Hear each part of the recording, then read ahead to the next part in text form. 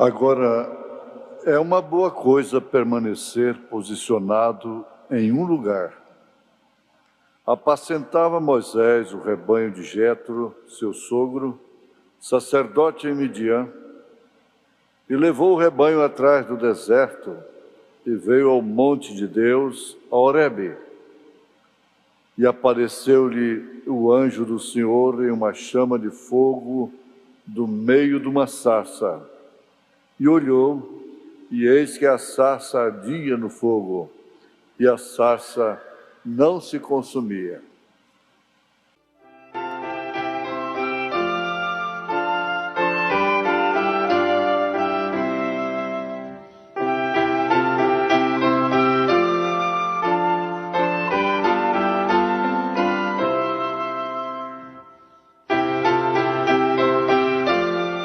Agora, é uma boa coisa permanecer posicionado em um lugar.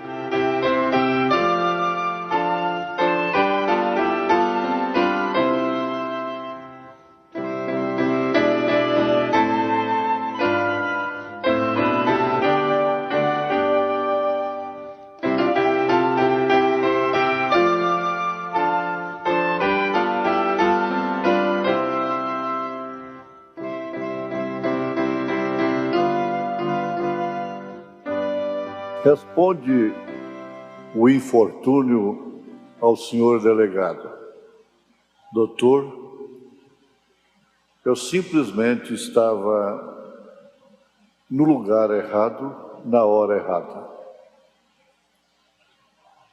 Agora, é uma boa coisa permanecer posicionado em um lugar. Ouvintes, baseados na mensagem ao terceiro selo,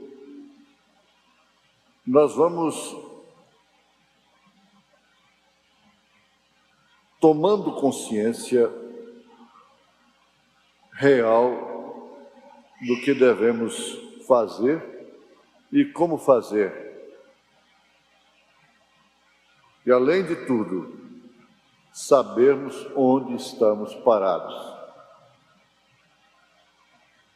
É muito fácil nós conseguirmos uma conclusão sobre isso. Comece a ler o livro de Êxodo, meditando nesse sentido, e você vai se encontrar em um determinado lugar. Você vai se encontrar amassando barro para Faraó, você vai se encontrar atravessando o Mar Vermelho, você vai se encontrar diante da rocha ferida e assim por diante. Episódio do Monte Sinai, rebelião de Coré. Por fim, você chega às águas de Meribá. E, por último, atravessa o Jordão, expulsa os gigantes, os moradores da terra, e possui a terra. Em qual lugar você está? Isso chama atenção para a igreja que é composta de membros que são chamados para fora, portanto, já tem sofrido experimentado este êxodo. O profeta de Deus busca a causa do porquê Israel estava cativo ali, esteve cativo lá no Egito. E nós tomamos conhecimento que foi por causa da inveja de seus irmãos, que eles foram parar lá. E também aprendemos que em tudo houve um propósito. Israel teria um bom tempo com o próprio José governando.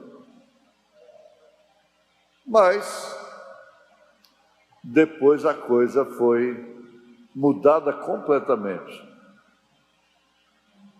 Vocês têm que entender, todos nós temos que entender uma coisa muito profunda nesse instante.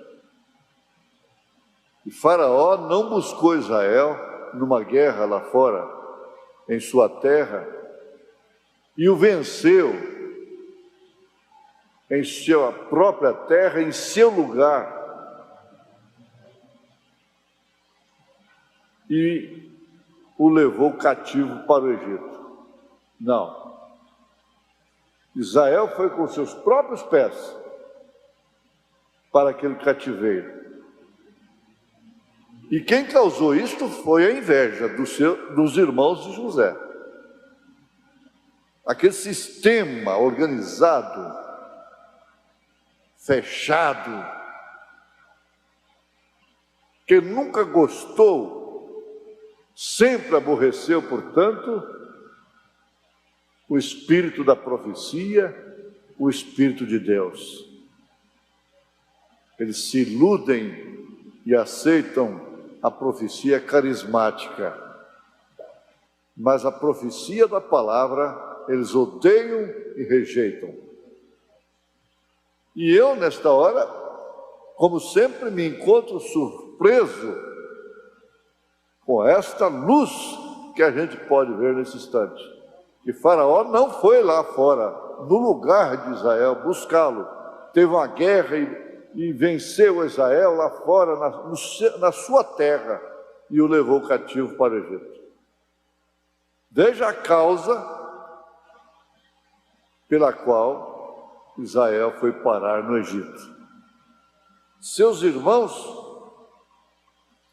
isto é, irmãos de José, tomados de inveja,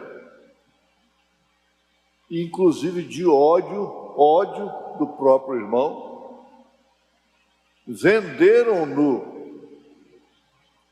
como apelo de última hora, venderam-no para uma caravana que se destinava para o Egito. E lá ele foi parar na casa de Potifar. E se você conhece a história de José, chamado José do Egito, não precisa ouvir um comentário sobre isso. Busque aí o livro de Êxodo, incluindo Gênesis. Você leia meditando em Gênesis sobre as promessas de Abraão e esse episódio com Jacó. Eram 12 irmãos, filhos de Jacó, que fizeram isto. Eles tomaram José desta forma, e aquilo significava Israel indo para o cativeiro. Quando eles venderam a José, eles estavam se vendendo, se entregando para um cativeiro. Por quanto? Quando José cresceu ali, esteve em honra, depois de sofrer tanto, parar no calabouço por causa da mulher. E quando ele foi exaltado, interpretando o sonho, ele se tornou um governador e preveniu e encheu os celeiros. Ele não foi profeta somente lá na casa de seus irmãos, na casa de seu pai. Ele foi profeta lá no Egito. E a sua profecia estava salvando a terra daquela fome terrível que viria. Através daquela fome, Israel deixaria o seu lugar e iria, como foi, para o Egito em busca de alimento. E ali com festas e júbilos e gratidão, de lágrimas e de reconhecimento, e tudo isto por ali ficaram. E logo aquele que conhecia o testemunho daquela gente morreu. Aquele faraó passou, e logo em seguida o outro que foi levantado trouxe Israel a um cativeiro terrível, a uma vida crucial, terrível mesmo, de sofrimento e angústia, amassando barro para fazer tijolos para o Egito, para Faraó. Então você vê que não são somente as coisas más que podem levar a um cativeiro. Coisas boas levam a um cativeiro. Coisas circunstanciais levam ao cativeiro. E neste mundo que estamos vivendo, o rei deste mundo, o Deus deste século, não tem que vencer a ninguém para escravizá-lo. Isso acontece novamente, o lado espiritual disso é tremendo. Por quê? A própria igreja caiu no laço de Satanás, no laço do Deus desse século, através de um espírito que eles chamam até hoje, que era Deus atuando, convertendo o imperador Constantino, para assim realizarem o concílio de Nicéia e a igreja cair numa escravidão terrível, com credos e dogmas herdados do paganismo. Centenas de milhares e milhares de cristãos suspiraram, deram suas vidas, derramaram sangue em arenas, foram queimados em fogueiras,